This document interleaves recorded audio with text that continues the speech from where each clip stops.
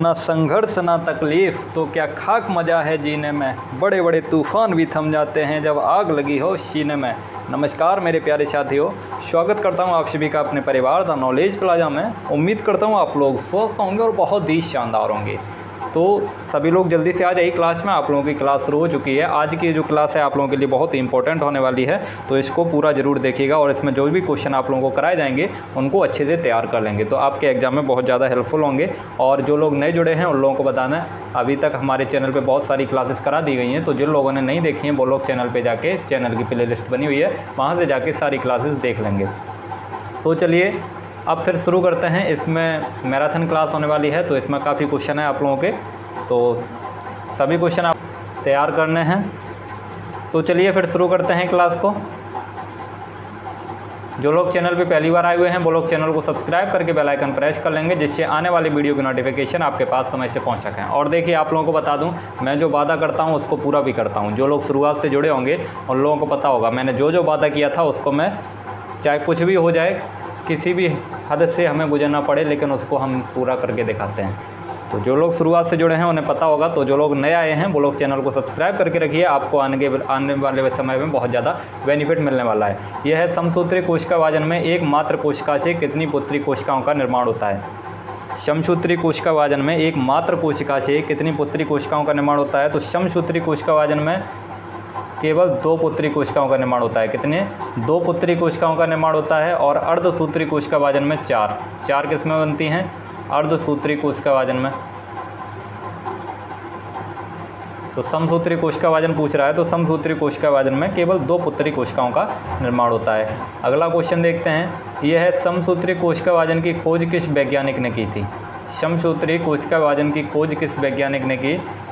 तो समसूत्री कोशिकावाजन की खोज की थी डब्ल्यू फ्लेमिंग ने। किसने? W Fleming. पूरा नाम क्या है? Walter Fleming. 1881 में की थी। आप लोग भी आंसर करते चलिए, 1881 में वाल्टर फ्लेमिंग ने खोज की थी। और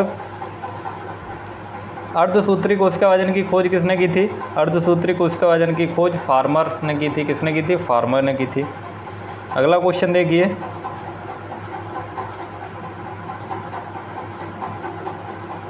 ये दिया हुआ है, अर्धसूत्री कोशिकावाजन में गुणसूत्र कितनी बार विभाजित होते हैं।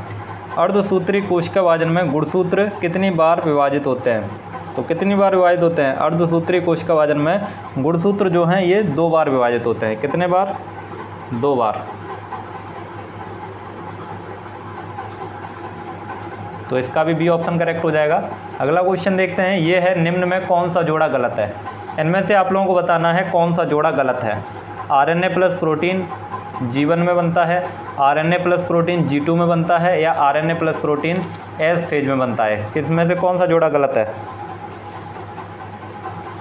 तो इसमें से ये वाला एस फेज वाला जो जोड़ा गलत है। एस फेज में क्या बनता है? एस फेज में डीएनए बनता है, आरएनए नहीं बनता है। आरएनए G1 फेज और G2 फेज में आरएनए बनता है, ये दोनों ठीक हैं। अगले देखिए आगे क्या दिया हुआ है। ये दिया हुआ है, इंटरफेज अवस्था में कोशिका में होता है। इंटरफेज अवस्था में कोशिका में क्या होता है। देखिए आप लोगों की आगे 2-3 क्लास और चलेंगी, 2-3 क्लास और मैराथन चलने वाली हैं, तो उनमें आप लोगों को कुछ क्वेश्चन कराए जाएंगे, तो वो आप लोगों को ज़रूर तैयार करने हैं, क्योंकि आपके एग्जाम की दृष्टि से बहुत ज़्यादा इंपॉर्टेंट है। अब समय कम बचा हुआ है, अगर कम क्वेश्चन कराएंगे तो क्वेश्चन पूरे नहीं हो पाएंगे, इसलिए आप लोगों को मैराथन करा रहे हैं।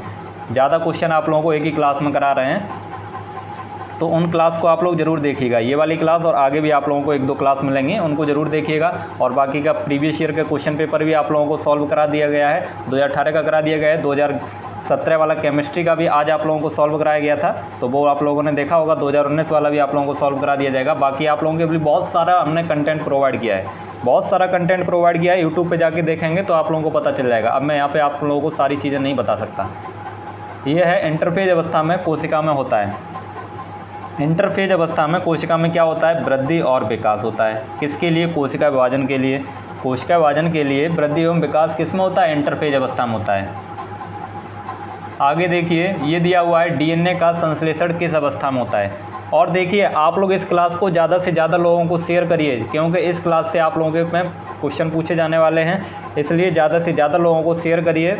और पीछे भी आप लोगों को काफ़ी क्लासेस करा दी गई हैं, वो लोग जो लोग नहीं देखे हैं वो देख लें। तो जो भी आप लोगों के दोस्त हैं उनके पास इसको शेयर कर दीजिए।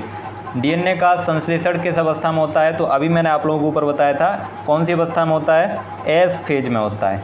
एस फेज में डीएनए और हिस्टोन प्रोटीन ये किस में बनता है? एस फेज में बनता है। G1 में आरएनए का होता है, G1 में आरएनए का होता है, G2 में इसमें भी आरएनए का होता है। और आगे देखते हैं, अब अगला है निम्न में केंद्रक विभाजन का सही क्रम है। केंद्रक विभाजन का सही क्रम, PMAT का मतलब है प्रोफेज, मेटाफेज, एनाफेज, टीलोफेज। तो सभी साथी इसका आंसर कर देंगे, केंद्रक विभाजन का सही क्रम है। निम्न में केंद्रक विभाजन का सही क्रम है। तो क्या सही क्रम है? सबसे पहले प्रोफेज, उसके बाद मेटाफेज, उसके बाद एनाफेज, उसके बाद टीलोफेज। ये ऑप्शन करेक्ट हो जाएगा। ये है अब निम्न में कौन सा कोशिकांग पादप कोशिका में नहीं पाया जाता है? निम्न में कौन सा कोशिकांग पादप कोशिका में नहीं पाया जाता है? देखिए, अगर आप लोगों को क्लास अच्छी लगे तो इसे लाइक भी करिएगा। लाइक करेंगे तो क्या करें, लाइक करेंगे तो उससे क्या होगा, यूट्यूब ज़्यादा से ज़्यादा लोगों को इसको रिकमेंड करेगा, जिससे ज़्यादा से ज़्यादा लोग इस क्लास को देख सकेंगे। निम्न में कौन सा कोशिकांग पादप कोशिका में नहीं पाया जाता है? तो सेंट्रोसोम जो है ये पादप कोशिका में नहीं पाया जाता, जंतु कोशिका में पाया जाता है। यूग्लिना कैसा जंतु है? यूग्लिना कैसा जंतु है? प्रोकैरियोटिक, यूकैरियोटिक, बहुकोशिकी या अकोशिकी? तो यूग्लिना जो है वो यूकैरियोटिक और एक कोशिकी है। यूकैरियोटिक और एक कोशिकी। कौन से फाइलम में आता है? प्रोटोजोआ फाइलम में। कल ही आप लोगों की जूलॉजी की मैराथन चली थी। यह निम्न में किस कोशिकांग को कोशिका का इंजन कहा जाता है? किस कोशिकांग को कोशिका का इंजन कहा जाता है? तो सभी बच्चे आंसर करिए इसका, किस कोशिकांग को कोशिका का इंजन कहते हैं? तो और आप लोग शेयर भी करते रहिए क्लास को। राइबोसोम को कोशिका का इंजन कहा जाता है। राइबोसोम में क्या होता है? प्रोटीन सिंथेसिस होता है। क्या होता है? Protein synthesis. प्रोटीन सिंथेसिस किस में होता है? राइबोसोम में। आगे देखिए, क्लोरोफिल में पाया जाने वाला तत्व है। क्लोरोफिल में पाया जाने वाला तत्व, कौन सा तत्व क्लोरोफिल में पाया जाता है? तो मैग्नीशियम। कौन सा तत्व पाया जाता है? मैग्नीशियम और आयरन। मैग्नीशियम और आयरन ये किस में पाए जाते हैं? क्लोरोफिल में पाए जाने वाले तत्व हैं। ये क्लोरोफिल बनने में सहायक होते हैं। क्लोरोफिल के बनने में सहायक तत्व हैं। सहायक। आगे देखिए, अगला क्वेश्चन क्या है, आप लोग आंसर भी करते चलिए। यह है निम्न में एकल झिल्ली वाला कोशिकांग है। निम्न में एकल झिल्ली वाला कोशिकांग कौन सा है? यानी सिंगल मेम्ब्रेन कौन सा है इसमें? तो देखिए, माइटोकॉन्ड्रिया जो है इसमें दोहरी झिल्ली होती है, लवक में भी दोहरी झिल्ली होती है, राइबोसोम में कोई सी झिल्ली नहीं होती है, इसमें झिल्ली एब्सेंट होती है। लेकिन पराक्सीसोम जो है इसमें एक झिल्ली होती है। कितनी? एक झिल्ली होती है। और भी देख लीजिए, यहाँ पे चीज़ें देख लीजिए। माइटोकॉन्ड्रिया में क्रेब्स चक्र कहाँ चलता है? क्रेब्स चक्र जो है ये माइटोकॉन्ड्रिया में चलता है। क्रेब्स चक्र किसके लिए? क्रेब्स चक्र में क्या होता है? श्वसन के समय चलता है ना क्रेब्स चक्र। ये कहाँ चलता है? माइटोकॉन्ड्रिया में। लवक जो है ये कोशिका का सबसे बड़ा कोशिकांग है। और जंतु कोशिका का पूछे तो जंतु कोशिका का माइटोकॉन्ड्रिया हो जाएगा, क्योंकि जंतु कोशिका में लवक अनुपस्थित होता है। अगर ऐसे ही पूछ रहा है कोशिका का सबसे बड़ा कोशिकांग तो लवक हो जाएगा। अब राइबोसोम जो है ये सबसे छोटा कोशिकांग है। राइबोसोम सबसे छोटा कोशिकांग है। और ये पराक्सीसोम जो है ये प्लांट और एनिमल दोनों में पाया जाता है। प्लांट और एनिमल दोनों में पाया जाता है। इसका कार्य क्या है? तो इसका कार्य है प्रकाश। मुख्य रूप से इसका कार्य होता है प्रकाशीय शोषण करना। क्या होता है? प्रकाशीय शोषण करना इसका कार्य होता है पराक्सीसोम का। आगे देखिए, जीव द्रव्य में कितना प्रतिशत प्रोटीन पाया जाता है? जीव द्रव्य में प्रोटीन कितना होता है?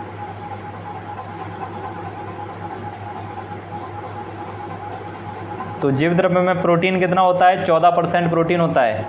प्रोटीन देखिए यहाँ पे आप लोग लिख लीजिए, प्रोटीन 12 से 16% होता है। वाटर होता है 70 से 85%। फैट होता है 3 से 5%। 3 से 5% फैट होता है, कार्बोहाइड्रेट 12 से 15% होता है। तो ये चीज़ आप लोग याद रखिए। अगला क्वेश्चन है, केंद्रक में किस प्रकार की गति पाई जाती है? केंद्रक में किस प्रकार की गति पाई जाती है? तो केंद्रक में किस प्रकार की गति पाई जाती है? इसमें कक्षीय गति पाई जाती है, कक्षीय गति। तो इनमें तो कोई ऑप्शन नहीं है, तो डी वाला ऑप्शन करेक्ट हो जाएगा। याद रखिए, कक्षीय गति पाई जाती है। और केंद्रक की खोज रॉबर्ट ब्राउन ने की थी। केंद्रक का अध्ययन कैरियोलॉजी कहलाता है। ये सारी चीज़ें याद रखिए। अगला क्वेश्चन देखिए, केंद्रक का विभाजन होना कहलाता है। केंद्रक का विभाजन होना क्या कहलाता है? तो केंद्रक का विभाजन होना कैरियोकाइनेसिस। केंद्रक का विभाजन होना कैरियोकाइनेसिस कहलाता है। आगे देखते हैं, अगला क्वेश्चन देखिए, डीएनए से डीएनए बनने की क्रिया क्या कहलाती है? डीएनए से डीएनए बनने की क्रिया क्या कहलाती है? तो डुप्लीकेशन। डीएनए से डीएनए का बनना क्या होता है? DNA duplication. और आरएनए से प्रोटीन जो बनता है, आरएनए से प्रोटीन, आरएनए से प्रोटीन बनता है, उसे बोलते हैं ट्रांसलेशन। क्या बोलते हैं? ट्रांसलेशन बोलते हैं। और जब डीएनए से आरएनए बनता है तो उसे ट्रांसक्रिप्शन बोलते हैं। डीएनए से आरएनए बनता है तो उसे ट्रांसक्रिप्शन बोलते हैं। ये चीज़ें याद रखिए। क्या क्या बनता है मैंने? डीएनए से डीएनए बनेगा तो डुप्लीकेशन, डीएनए से आरएनए बनेगा तो ट्रांसक्रिप्शन, और आरएनए से प्रोटीन बनेगी तो ट्रांसलेशन। इनसे क्वेश्चन पूछ लिए जाते हैं, इसलिए याद रखिए। ये सबसे बड़े आकार के गुणसूत्र पाए जाते हैं। सबसे बड़े आकार के गुणसूत्र किस में पाए जाते हैं? तो सबसे बड़े आकार के गुणसूत्र किस में पाए जाते हैं? ये आप लोग इसका कमेंट करके बता देंगे आंसर इसका। अभी हमको पता नहीं है ये सबसे बड़े आकार के गुणसूत्र किस में पाए जाते हैं। यह कौन सा नाइट्रोजनी क्षार है जो आरएनए में पाया जाता है? कौन सा नाइट्रोजनी क्षार है जो आरएनए में पाया जाता है, डीएनए में अनुपस्थित होता है? तो इनमें से कौन सा नाइट्रोजनी क्षार जो आरएनए में पाया जाता है और डीएनए में अनुपस्थित होता है?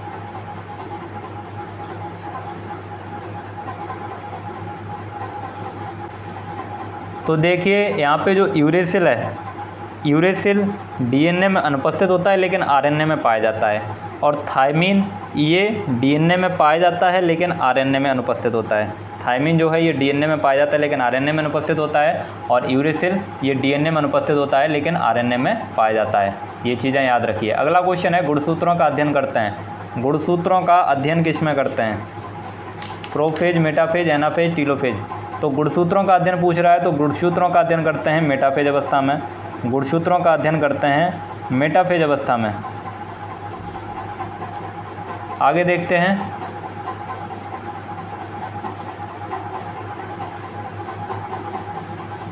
यह है वाटसन, क्रिक तथा विल्किंस को डीएनए के डबल हेलिक्स खोज पर नोबेल प्राइज़ दिया गया था। तो कब दिया गया था? 1962 में। 1962 में इनकी खोज के लिए नोबेल प्राइज़ दिया गया था। खोजा कब था? खोजा था 1953 में। ऊतक का अध्ययन करते हैं। ऊतक का अध्ययन किस में करते हैं? हिस्टोलॉजी में करते हैं। ऊतक का अध्ययन किस में करते हैं? हिस्टोलॉजी में करते हैं। हर्पेटोलॉजी में किसका अध्ययन करते हैं? सांपों का अध्ययन करते हैं। सांपों का अध्ययन करते हैं। उभयचर व सरीसृपों का अध्ययन किस में करते हैं? हर्पेटोलॉजी में करते हैं। और सारोलॉजी में किसका करते हैं? छिपकलियों का अध्ययन करते हैं। छिपकलियों का। न्यूरोलॉजी में तंत्र का अध्ययन करते हैं। आगे देखिए, अगला क्वेश्चन क्या दिया हुआ है। आप लोग देखिए, क्लास को शेयर भी करते रहिए और लाइक भी कर दीजिए। ये है, और जो लोग चैनल पे पहली बार आए हुए हैं वो लोग चैनल को सब्सक्राइब करके बेल आइकन प्रेस कर लेंगे। यह है, शैवाल, कवक, जीवाणु तथा लाइकेन को किस में रखा गया है? शैवाल, कवक, जीवाणु और लाइकेन को किस में रखा गया है? तो इनको थैलोफाइटा में रखा गया है। किस में? थैलोफाइटा में। आगे देखिए, जालिका वृक्ष श्राविन्यास किस में पाया जाता है? जालिका वृक्ष श्राविन्यास किस में पाया जाता है? तो ये किस में पाया जाता है? अरहर में। किस में? अरहर में। द्विबीजपत्री जो पौधे होते हैं डाइकोट प्लांट में, डाइकोट प्लांट में। इंग्लिश में इसको बोलते हैं रेटिकुलेट वेनेशन, रेटिकुलेट वेनेशन बोलते हैं इसको। आगे देखिए, और एक बीजपत्री पौधों में कौन सा पाया जाता है? समांतर श्राविन्यास पाया जाता है, पैरेलल वेनेशन। प्रकाश संश्लेषण की प्रकाशीय अभिक्रिया कहाँ होती है? प्रकाश संश्लेषण की प्रकाशीय अभिक्रिया कहाँ होती है? इस क्लास में लगभग आप लोगों को 100 क्वेश्चन कराए जाएंगे। प्रकाश संश्लेषण की प्रकाशीय अभिक्रिया कहाँ होती है? तो ये होती है ग्रेना में। कहाँ? ग्रेना में होती है। प्रकाश संश्लेषण की प्रकाशीय अभिक्रिया ग्रेना में होती है। लाइट रिएक्शन किस में होती है? लाइट रिएक्शन स्ट्रोमा में होती है। इसको ऐसे याद रख सकते हैं, Lg और DS। Lg और DS से याद रख सकते हैं। डार्क रिएक्शन स्ट्रोमा में और लाइट रिएक्शन ग्रेना में, ऐसे याद रख सकते हैं आप। आगे देखिए, निम्न में कौन सा कथन जीवधारियों के संबंध में गलत है? इनमें से कौन सा कथन है जो जीवधारियों के संबंध में गलत है? ये श्वसन करते हैं, वृद्धि करते हैं, प्रकाश संश्लेषण करते हैं, या इनमें से कोई नहीं? तो क्या सही हो जाएगा? जीवधारियों के लिए पूछ रहा है तो जीवधारी कहाँ प्रकाश संश्लेषण करते हैं? प्रकाश संश्लेषण कौन करते हैं? पादप करते हैं। तो ये वाला इसका ये जो है ये गलत हो जाएगा। आगे देखिए, एक तत्व X का परमाणु क्रमांक 12 है तो इसके X+2 में इलेक्ट्रॉन की संख्या क्या होगी? तो प्लस का चार्ज लगा है तो प्लस का चार्ज क्या होगा? इलेक्ट्रॉन घट जाएंगे। अगर कोई चार्ज ना हो तो 12 इलेक्ट्रॉन होंगे, लेकिन प्लस का चार्ज लगा है तो इलेक्ट्रॉन घट जाएंगे। कितने बचेंगे? 12 - 2 यानी 10। 10 वाला ऑप्शन सही हो जाएगा दूसरा। आगे देखिए, एक तत्व के परमाणु के नाभिक में 11 प्रोटॉन और 12 न्यूट्रॉन है। तत्व का परमाणु क्रमांक तथा भार क्या होगा? तत्व का परमाणु क्रमांक और भार बताना है। तो फॉर्मूला क्या होता है? M=N+P। क्या होता है? M=N+P। एटॉमिक नंबर कितना है? एटॉमिक नंबर, एक तत्व के परमाणु के नाभिक में 11 प्रोटॉन है तो एटॉमिक नंबर की जो संख्या होती है, एटॉमिक नंबर जो होता है उसकी संख्या जो है प्रोटॉन की संख्या के बराबर होती है। प्रोटॉन क्या होते हैं? जितना उसका एटॉमिक नंबर होगा उतने ही प्रोटॉन होंगे। तो 11 प्रोटॉन है तो 11 तो उसका एटॉमिक नंबर हो गया। तो किसका परमाणु क्रमांक भी पूछा है तो परमाणु क्रमांक कितना हो गया? 11 हो गया। परमाणु क्रमांक 11 हो गया। अब क्या पूछा है? परमाणु क्रमांक 11 हो गया। परमाणु भार भी पूछा है तो परमाणु भार कितना होगा? M=N+P होता है। न्यूट्रॉन की संख्या दी है, न्यूट्रॉन की भी संख्या दी है तो M कितना हो गया? M हो जाएगा न्यूट्रॉन N+P। प्रोटॉन कितना? 11 बराबर कितना हो जाएगा? 23। तो परमाणु क्रमांक हो गया हमारा 11 और परमाणु भार हो गया 23। तो C वाला ऑप्शन करेक्ट हो जाएगा। आगे देखिए, सोडियम तत्व में कितने न्यूट्रॉन होते हैं? सोडियम में कितने न्यूट्रॉन होते हैं? तो सोडियम का एटॉमिक नंबर कितना होता है? सोडियम का एटॉमिक नंबर कितना होता है? 11 होता है। सोडियम का एटॉमिक नंबर 11 होता है।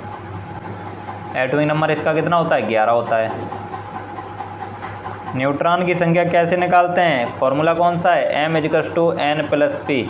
तो एटॉमिक नंबर जब 11 है तो प्रोटॉन भी 11 हो जाएंगे, प्रोटॉन 11 हो जाएंगे। एटॉमिक वेट कितना होता है? परमाणु भार कितना होता है? तो परमाणु भार होता है इसका 23।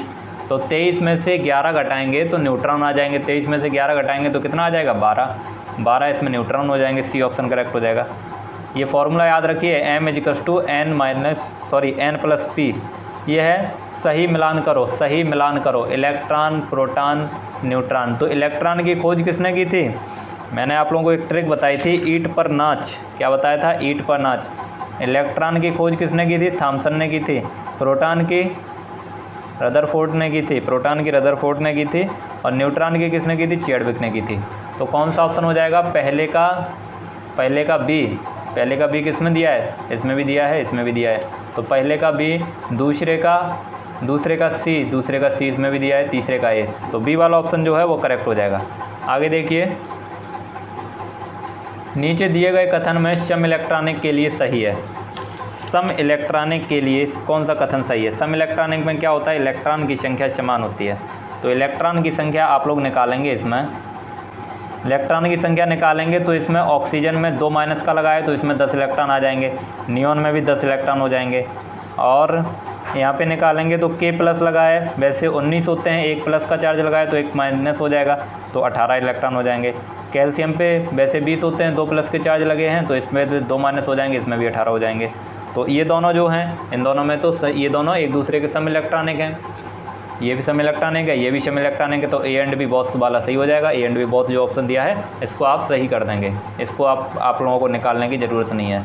आगे देखिए, निम्न में कौन संभारिक है?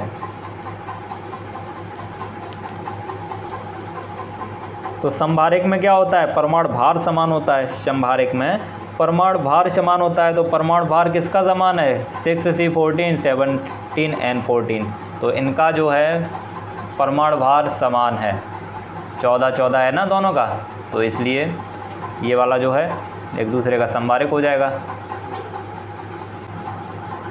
और परमाणु क्रमांक भी अलग अलग होना चाहिए, संभारिक में परमाणु क्रमांक भी अलग अलग होना चाहिए। यहाँ पे भी 3-3 दिया है, लेकिन इसमें परमाणु क्रमांक बराबर है, परमाणु क्रमांक बराबर है। यहाँ पे परमाणु क्रमांक क्या है, अलग अलग, कार्बन नाइट्रोजन।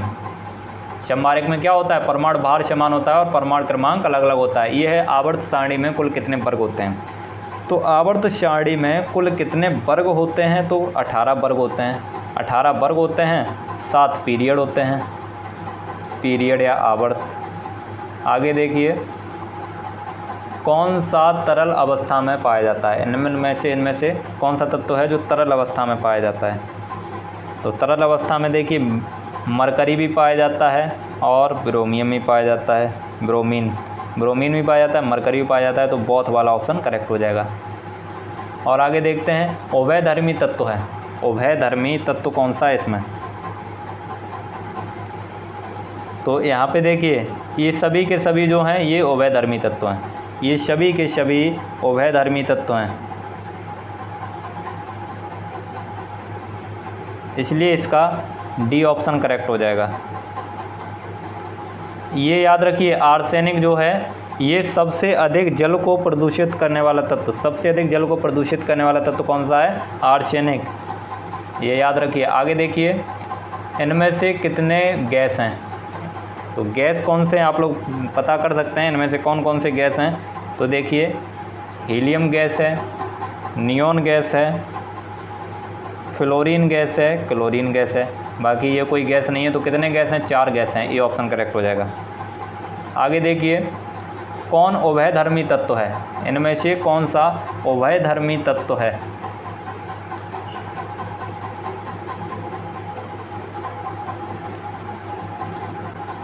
तो इसमें तो दो दे दिए हैं, ये भी उभयधर्मी है, ये भी उभयधर्मी है, तो दोनों होंगे इसमें।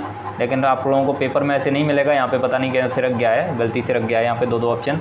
यदि किसी तत्व का परमाणु क्रमांक 9 है तो इसके नीचे वाले तत्व का परमाणु क्रमांक होगा। यदि किसी तत्व का परमाणु क्रमांक 9 है तो इसके नीचे वाले तत्व का परमाणु क्रमांक कितना होगा।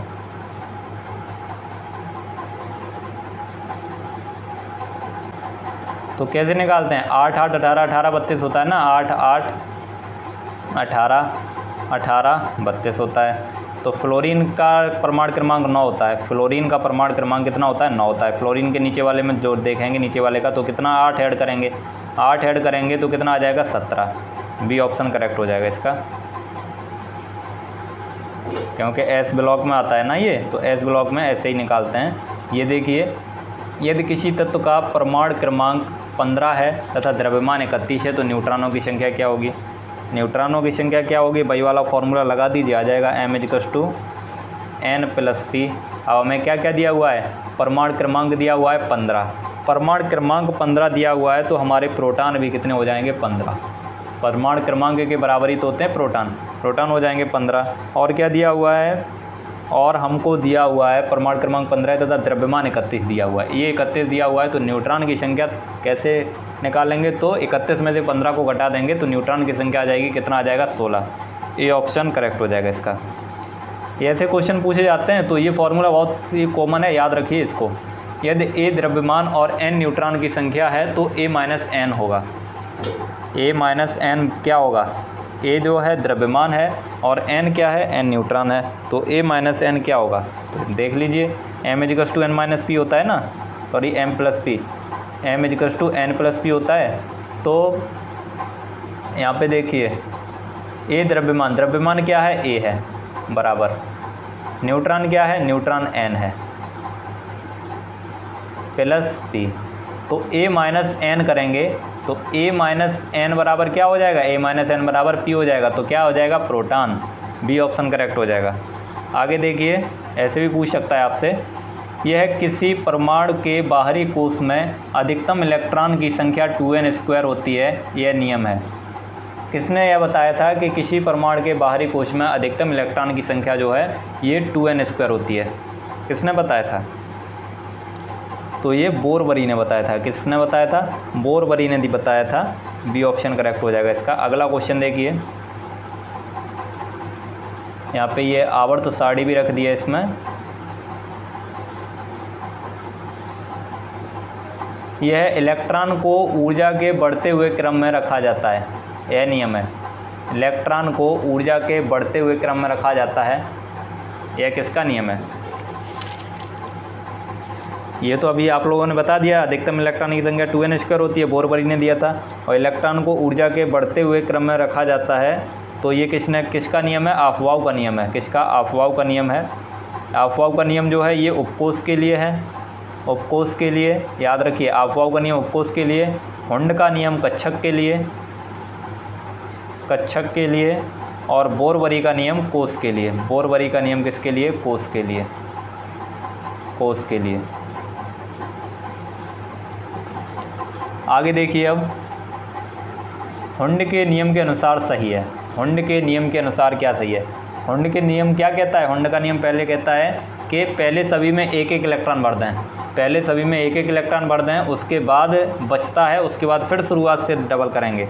तो यहाँ पे देखिए, यहाँ पे पहले में एक इलेक्ट्रॉन भर दिया, दूसरे में डबल भर दिया। पहले में एक भरा है, दूसरे में डबल कर दिया तो गलत हो गया, क्योंकि पहले सभी में एक एक भरेंगे, उसके बाद अगर दूसरा भरना है तो पहले वाले में भरेंगे, पहले वाले में भरेंगे पहले, उसके बाद आगे चलेंगे। दूसरे वाले में देखिए, पहले एक एक भरा, पहले एक एक भरा, लेकिन यहाँ पे देखिए, यहाँ पे भी गलत दिया हुआ है। पहले देखिए इलेक्ट्रॉन जो भरते हैं पहले ऊपर की तरफ होता है एरो, पहले ऊपर की तरफ एरो होता है सभी में, उसके बाद जो दूसरा इलेक्ट्रॉन भरते हैं उसमें एरो नीचे की तरफ होता है, उसमें एरो नीचे की तरफ होता है। तो इसमें देखिए पहला, दूसरे में जो इलेक्ट्रॉन भरा है इसका एरो नीचे की ओर है, इसका एरो नीचे की ओर है, तो दूसरा भी गलत हो जाएगा। अब तीसरे में देखिए, तीसरा में भी गलत है, क्योंकि तीसरा वाला बिल्कुल खाली है और उसमें भर दिए हैं। अब ये वाला देखिए, इसमें देखिए, इसमें बिल्कुल सही भरा हुआ है, जिसमें बिल्कुल सही भरा हुआ है। पहले एक एक इलेक्ट्रॉन भरे हैं, फिर जो दूसरा वाला भरे हैं उसको ऐसे भरे हैं। ये वाला तो डी वाला ऑप्शन जो है ये बिल्कुल सही हो जाएगा, इसको याद रखिए आप लोग।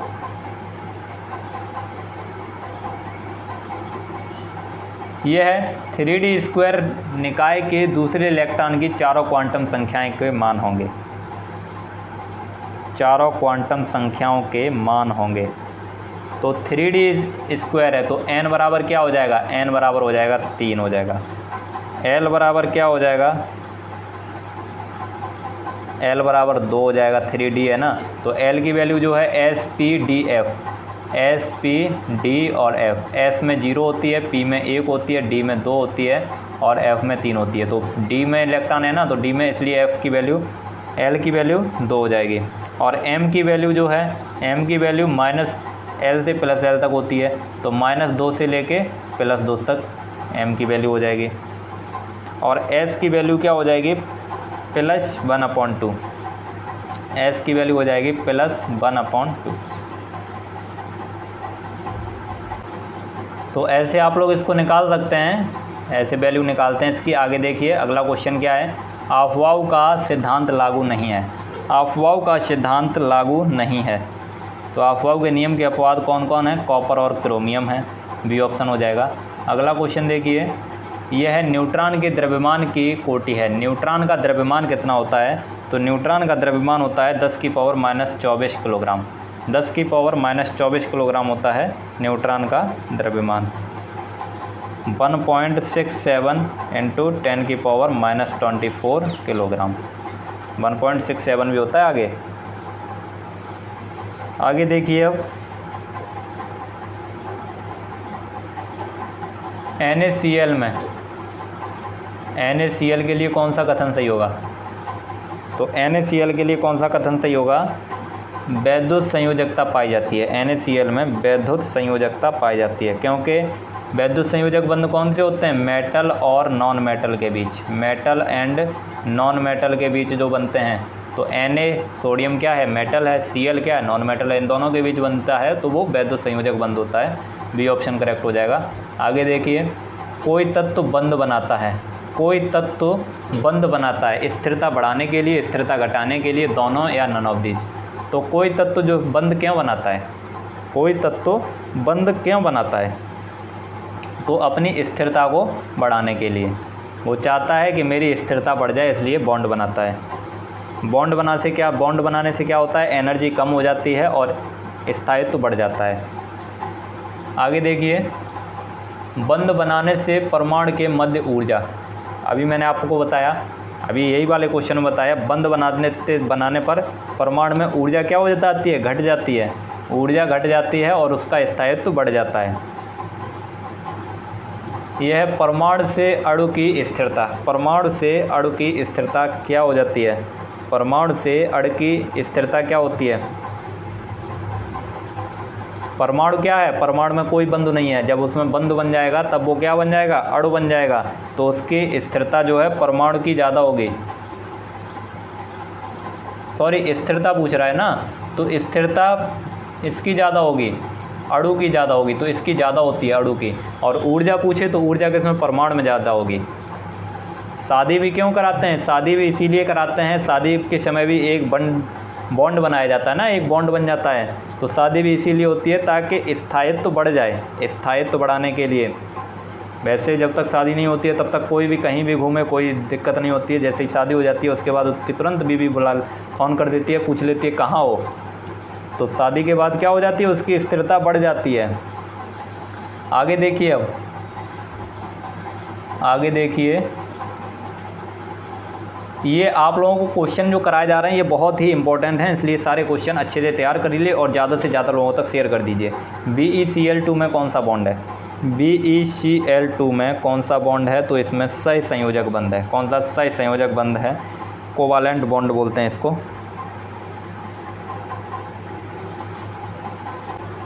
चलिए, अब अगला क्वेश्चन है आप लोगों के सामने। मनुष्य में ऑटोसोम गुणसूत्र कितने होते हैं? मनुष्य में 50 क्वेश्चन ख़त्म हो चुके, ये 50 क्वेश्चन और कर लीजिए आप लोग। मनुष्य में ऑटोसोम गुणसूत्र कितने होते हैं? तो देखिए, दो प्रकार के गुणसूत्र होते हैं ना, एक ऑटोसोम होते हैं, एक सेक्स क्रोमोसोम होते हैं। सेक्स क्रोमोसोम वाले जो होते हैं वो लिंग निर्धारण में भाग लेते हैं। ऑटोसोम गुणसूत्र जो हैं ये लिंग निर्धारण में भाग नहीं लेते हैं। तो मनुष्य में 22 जोड़े कितने होते हैं? 22 जोड़े जो हैं ये ऑटोसोम गुणसूत्र होते हैं और ये लिंग निर्धारण में भाग नहीं लेते हैं। लिंग निर्धारण में कौन सा भाग लेते हैं? Sex chromosome. सेक्स क्रोमोसोम जो हैं ये केवल एक पेयर होता है। कितना? एक जोड़ी होता है, एक जोड़ी सेक्स क्रोमोसोम होते हैं। जैसे मनुष्य में कौन सा पाया जाता है? XY पाया जाता है। फीमेल में कौन सा मेल में XY पाया जाता है, फीमेल में कौन सा? XX पाया जाता है। 22 जोड़े या 44 गुणसूत्र जो हैं, टोटल कितने होते हैं? टोटल 46 होते हैं। 22 जोड़े या 44 जो हैं ये ऑटोसोम होते हैं, बाकी 2 या 1 पेयर जो है ये कौन से होते हैं? Sex chromosome. यह होलोजेनिक जीन किस गुणसूत्र पर पाए जाते हैं?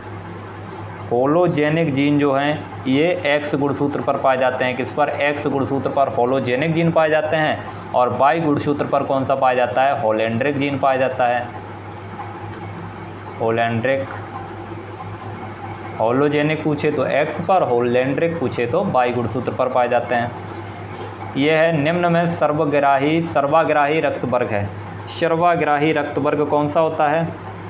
आप लोग भी आंसर करते रहिए और अगर क्लास अच्छी लग रही है तो इसे लाइक भी कर दीजिए, ज़्यादा से ज़्यादा लोगों तक शेयर करिए। और जो लोग चैनल पे पहली बार आए हुए हैं वो लोग चैनल को सब्सक्राइब करके बेल आइकन प्रेस कर लेंगे, जिससे आने वाले वीडियो की नोटिफिकेशन आपके पास समय से पहुँच सकें।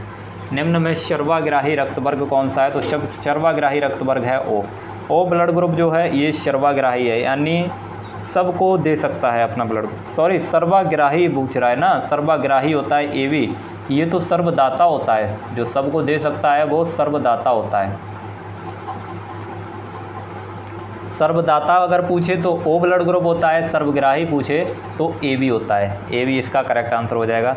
अब देखिए, ये जो ब्लड ग्रुप है सबसे A जो है ये केवल 23.5% लोगों में पाया जाता है। केवल 23.5% लोगों में A ब्लड ग्रुप, B वाला 34.5%, AB वाला केवल 7% में पाया जाता है और O वाला जो है ये भी 34.5% में पाया जाता है। ये भी याद रखिए। ये है। अब अगला, किस विटामिन को रासायनिक रूप से एस्कॉर्बिक अम्ल कहा जाता है? तो एस्कॉर्बिक अम्ल जो है ये किसका केमिकल नेम होता है? एस्कॉर्बिक एसिड, ये विटामिन सी का केमिकल नेम होता है। विटामिन सी का केमिकल नेम क्या होता है? एस्कॉर्बिक एसिड होता है। और विटामिन सी की कमी से स्कर्वी रोग हो जाता है। कौन सा? स्कर्वी रोग हो जाता है इसकी कमी से। विटामिन ए का क्या होता है केमिकल नेम? इसका रेटिनॉल होता है, रेटिनॉल होता है विटामिन ए का। विटामिन डी का कैल्सीफेरॉल होता है। विटामिन बी1 का क्या होता है? विटामिन बी का थायमीन होता है, बी1 का थायमीन होता है। विटामिन बी1 की कमी से कौन सा रोग हो जाता है? बेरी रोग हो जाता है। विटामिन डी की कमी से सूखा रोग हो जाता है। आगे देखिए, हृदय संबंधी रोगों का अध्ययन किया जाता है। हृदय संबंधी रोगों का अध्ययन किया जाता है। तो हृदय संबंधित रोगों का अध्ययन किस में करते हैं? कार्डियोलॉजी में करते हैं। कार्डियोलॉजी में हृदय से संबंधित रोगों का अध्ययन किया जाता है। और हृदय से संबंधित बीमारियों का पता लगाने के लिए एक ईसीजी टेस्ट होता है। कौन सा? ईसीजी टेस्ट होता है। इसका पूरा नाम होता है इलेक्ट्रोकार्डियोग्राफी। ये किसके लिए टेस्ट होता है? हृदय संबंधित बीमारियों का पता लगाने के लिए। और न्यूरोलॉजी में किसका अध्ययन करते हैं? इसमें तो तंत्रिका तंत्र का अध्ययन करते हैं। हेमेटोलॉजी में रक्त तथा रक्त से संबंधित बीमारियों का अध्ययन करते हैं, ये भी याद रखिए। आगे देखिए, अब अगला क्वेश्चन है, फेरेटिमा पास्थमा जंतु वैज्ञानिक नाम है। फेरेटिमा पास्थमा जो है ये किसका जंतु वैज्ञानिक नाम है? केंचुए का। केंचुए का जंतु वैज्ञानिक नाम फेरेटिमा पास्थमा होता है। दीमक का क्या होता है? ओडेंटोटर्मिस ओविसस। टीनिया का क्या होता है? टीनिया सोलियम होता है। मधुमक्खी का क्या होता है? एपिज इंडिका। आगे देखिए, अब गुणसूत्र में कितने % आरएनए पाया जाता है? गुणसूत्र में कितने % आरएनए पाया जाता है? आप लोग इस क्लास को ज़्यादा से ज़्यादा लोगों तक शेयर कर दीजिए, क्योंकि इस क्लास से आप लोगों के एग्ज़ाम में क्वेश्चन पूछे जाने वाले हैं। इसलिए आप लोगों के देखिए, आप लोगों के पास अब समय कम बचा हुआ है और हमारे पास क्वेश्चन आप लोगों को कराने के लिए ज़्यादा बचे हुए हैं। तो इसलिए अब आप लोगों को मैराथन क्लास करा रहा हूँ, ज़्यादा क्वेश्चन करा रहा हूँ आप लोगों को, जिससे आप लोगों का एक भी क्वेश्चन छूटे ना, क्योंकि क्वेश्चन आप लोगों के यहीं से फंसने वाले हैं। तो इसलिए आप लोगों को सारे क्वेश्चन प्रोवाइड हो जाएं, इसलिए कोशिश यही रहेगी। अब आप लोगों को एक दो क्लास और मिलेगी मैराथन, उसमें आप लोगों को अब फिर आप लोगों के सारे क्वेश्चन कंप्लीट हो जाएंगे। और आप लोगों को प्रीवियस ईयर क्वेश्चन पेपर भी आप लोगों को सॉल्व करा दिए गए हैं, कुछ और कुछ करा दिए जाएंगे। बाकी आप लोगों की मैराथन क्लास मैथ की आप लोगों की कंप्लीट हो चुकी है, जूलॉजी की भी कराई गई थी, जीएस की भी कराई जाएगी, जीएस में करंट अफेयर कराई जाएगा। तो आप लोग जो नए जुड़े हैं वो लोग हमारे चैनल को सब्सक्राइब करके बेल आइकन प्रेस कर लेंगे, आपको आने वाले समय में बहुत ज़्यादा बेनिफिट मिलने वाला है। वैसे मैं अपने चैनल की ज़्यादा बड़ाई नहीं करता हूं, लेकिन आप लोगों को बता दूं कि मैं जो आप लोगों को वादा करता हूं उसको मैं पूरा भी करता हूं। जो लोग शुरुआत से जुड़े हुए हैं उन लोगों को पूछ सकते हैं आप लोग। तो गुणसूत्र में कितने % आरएनए पाया जाता है? गुणसूत्र में कितने % आरएनए पाया जाता है? केवल 1.5% आरएनए पाया जाता है। आगे देखिए, डीएनए का सबसे छोटा भाग कौन सा होता है?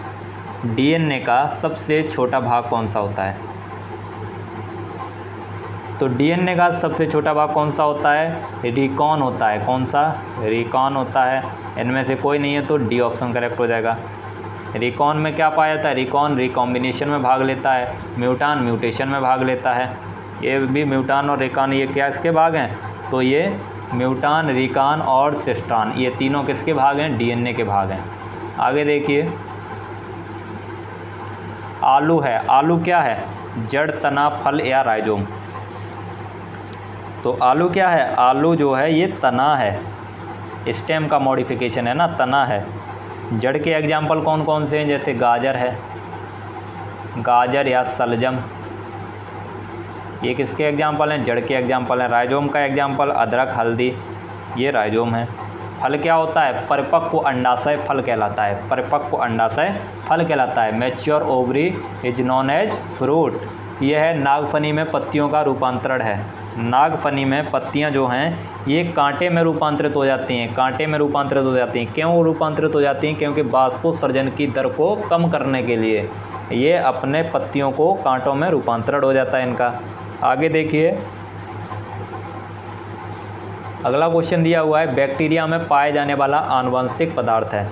बैक्टीरिया में पाया जाने वाला आनुवंशिक पदार्थ कौन सा है? डीएनए।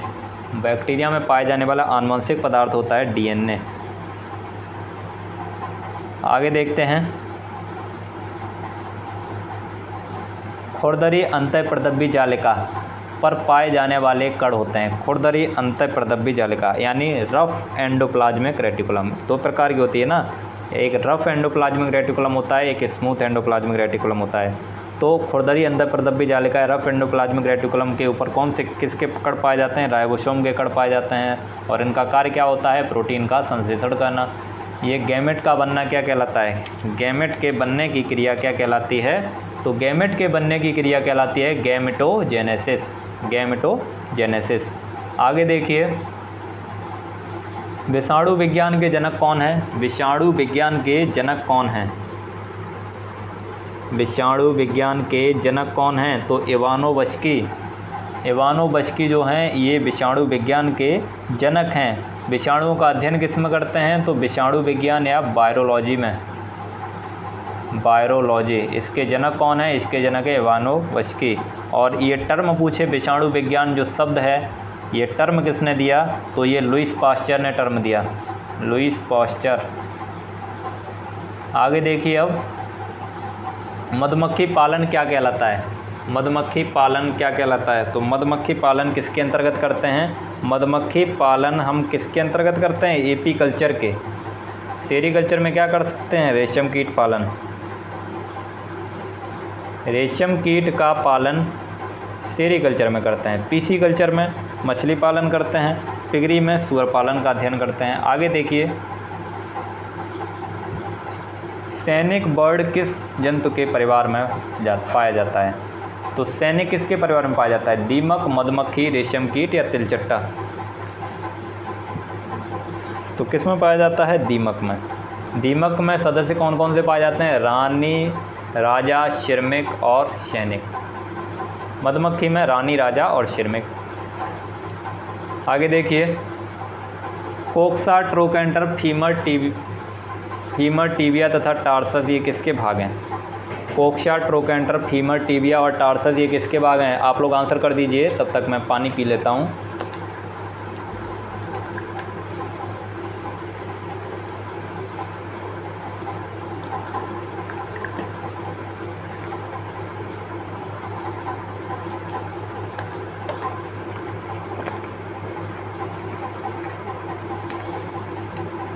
तो ये किसके भाग हैं? कोक्सा, ट्रोकेंटर, फीमर, टिबिया और टार्सस। आप लोग क्लास को शेयर भी कर दीजिए। ये सभी के सभी जो हैं ये काकरोच के पैर के भाग हैं। किसके? काकरोच के पैर के भाग हैं। काकरोच का पैर जो है ये 5 भागों में बटा होता है। कौन कौन से? कोक्सा, ट्रोकेंटर, फीमर, टिबिया और टार्सस। आगे देखिए, ये दिया हुआ है, नेत्रदाता आँख का कौन सा भाग दान करता है? अगर किसी को नेत्र दान करना है तो आँख का कौन सा भाग दान करता है? तो कौन सा भाग दान करता है? कॉर्निया। कौन सा भाग दान करता है? कॉर्निया दान करता है। और प्रतिबिंब कहाँ पे बनता है? प्रतिबिंब या जो इमेज बनती है, इमेज हमारी आँख में रेटिना पर बनती है। आगे देखिए,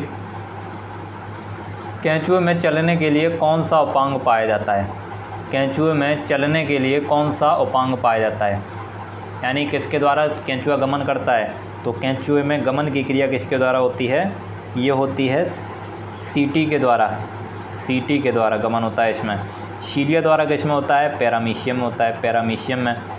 कशाबिका द्वारा किस में होता है? युगलिना में होता है। कशाबिका को इंग्लिश में फ्लैजेला बोलते हैं, ये युगलिना में होता है। आगे देखिए, अब निम्न में कौन सा संघ सबसे निम्न स्तर के जंतु का है? सबसे निम्न स्तर के जंतु किस संघ में आते हैं? सबसे निम्न स्तर के जंतु किस संघ में आते हैं? तो सबसे निम्न स्तर के जंतु जो हैं ये किस संघ में आते हैं? प्रोटोजोआ संघ में आते हैं। किसमें? प्रोटोजोआ संघ में। आगे देखिए, अमीबा तथा पैरामीशियम को किस संघ में रखा गया है? इन्हें प्रोटोजोआ में ही रखा गया है। डी ऑप्शन करेक्ट हो जाएगा। अगला क्वेश्चन देखिए, द्विनाम पद्धति के जनक कौन है? द्विनाम पद्धति के जनक कौन हैं? तो द्विनाम पद्धति के जनक कौन हैं? ये कैरोलस लीनियस हैं। द्विनाम पद्धति के जनक कैरोलस लीनियस हैं। टैक्सोनॉमी शब्द डी कांडोल ने दिया। टैक्सोनॉमी शब्द डी कांडोल ने दिया। और जंतु जगत का नवीनतम वर्गीकरण यूशिंगर और स्टोरर ने किया था। अरस्तु ने सबसे पहले जंतु जगत को 2 वर्गों में बांटा था, ये याद रखिएगा। कल वाली मैराथन में भी आप लोगों को कराया गया था। यह है कूटपाद पाए जाते हैं अमीबा में, यूग्लिना में, पैरामीशियम में या नन ऑफ दीज। तो कूटपाद किस में पाए जाते हैं? ये अमीबा में पाए जाते हैं। इसके द्वारा क्या करता है? ये गमन करता है, इंग्लिश में बोलते हैं स्यूडोपोडिया। आगे देखिए, निम्न में उभयचर जंतु है। उभयचर जंतु कौन से होते हैं? जो जल और थल दोनों पर रहते हैं। तो कौन सा है इसमें जो जल और थल दोनों पर रहता है? मेढक जो है ये उभयचर जंतु है। आगे देखते हैं, अगला क्वेश्चन देखिए, बल की विमा क्या होती है? तो बल की विमा क्या होती है? तो बल की विमा सभी बच्चे आंसर कर देंगे इसका। बल की विमा क्या होती है? तो बल की विमा होती है mlt-2। mlt-2 ये बल की विमा होती है। ml-3 जो दिया हुआ है ये डेंसिटी या घनत्व की विमा होती है। और ml-1 जो दिया हुआ है ये संवेग या आवेग की विमा होती है। ml2t-2 ये किसकी विमा होती है? कार्य, ऊर्जा, ऊष्मा, बल आघूर्ण, बल युग्म का आघूर्ण, इन सब की विमा ये होती है। आगे देखिए,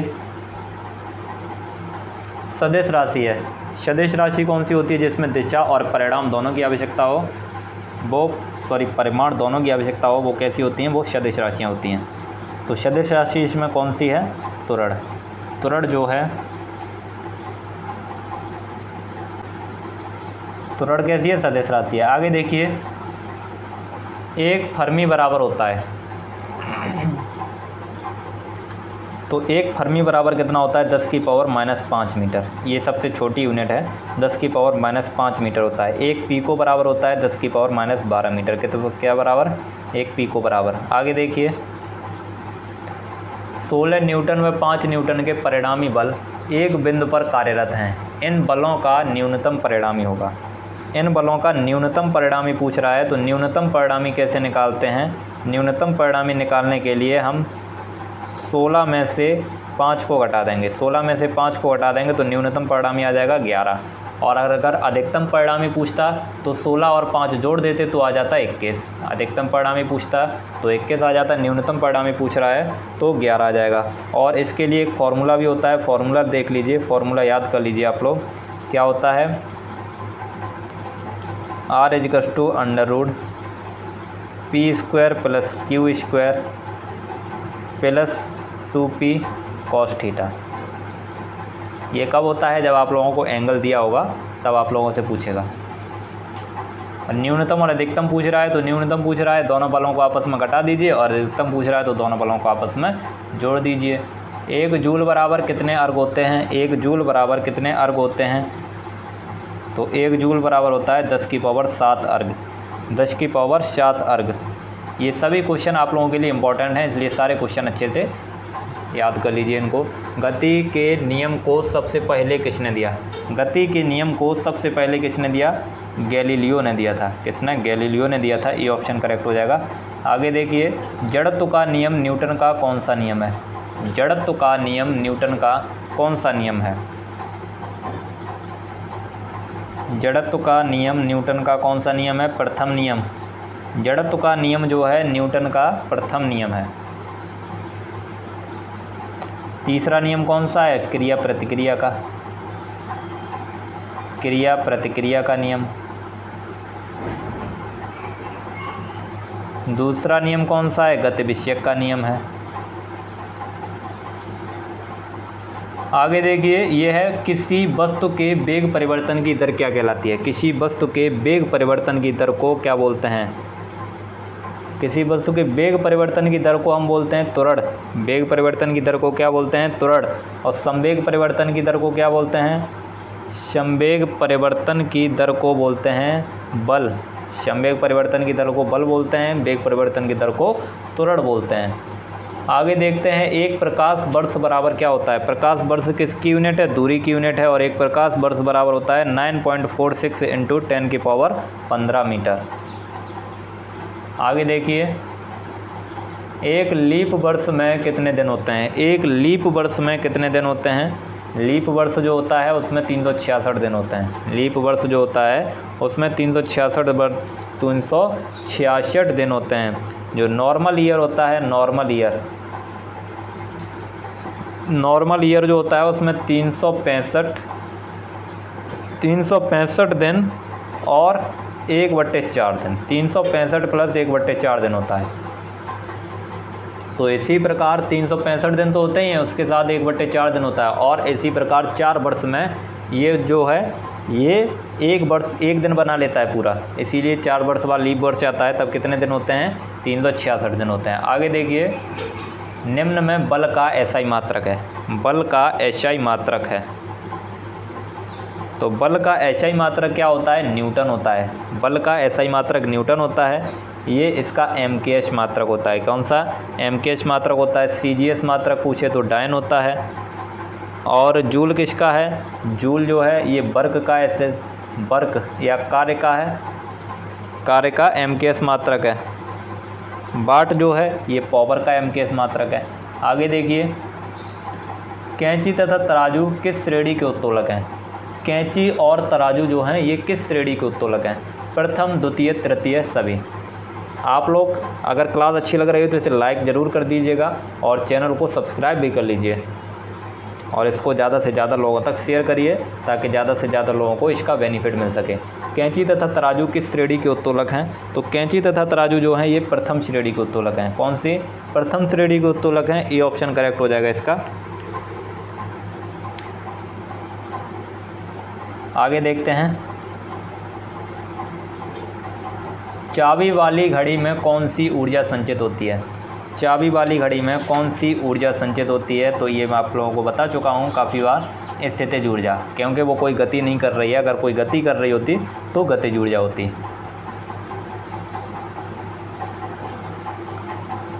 ये है, किसी धातु की ध्वनि की चाल सबसे अधिक होती है। किस धातु की ध्वनि की चाल सबसे अधिक होती है?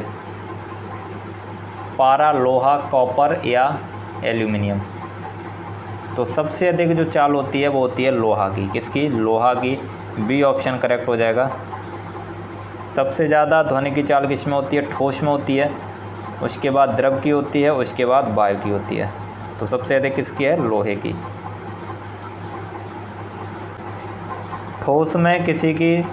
ठोस में ध्वनि की चाल कितनी होती है?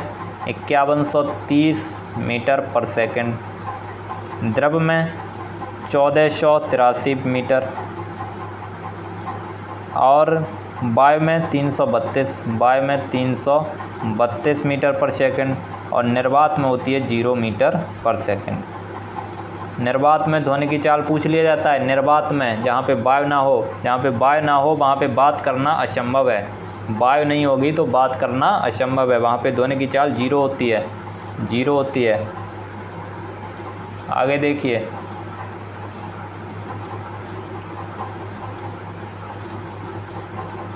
मानव शरीर का सामान्य ताप फ़ारेनहाइट में बताइए।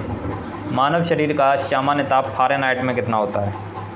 वैसे तो 37 डिग्री सेल्सियस होता है, लेकिन फ़ारेनहाइट में पूछ रहा है, तो फ़ारेनहाइट में कितना होता है मानव शरीर का तापमान? तो फ़ारेनहाइट में पूछे तो 98.4 डिग्री फ़ारेनहाइट। अगला क्वेश्चन देखिए,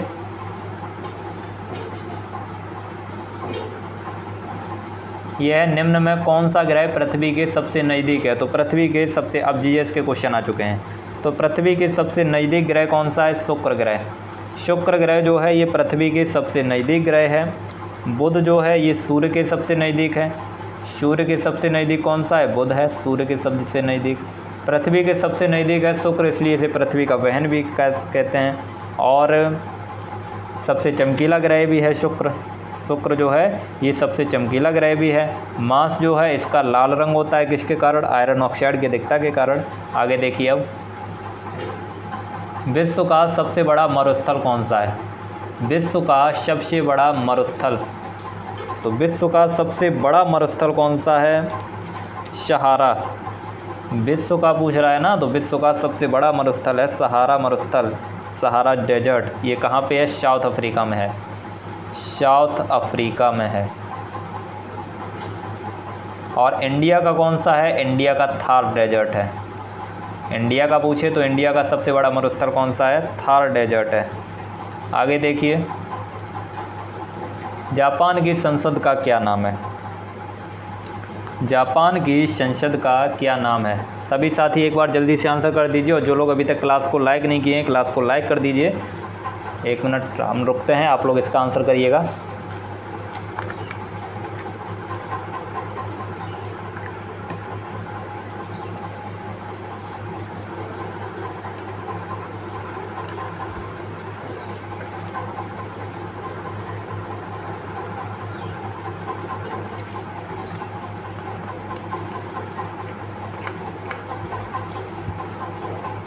तो जापान की संसद पूछ रहा है, जापान की संसद को क्या कहते हैं? डाइट कहते हैं।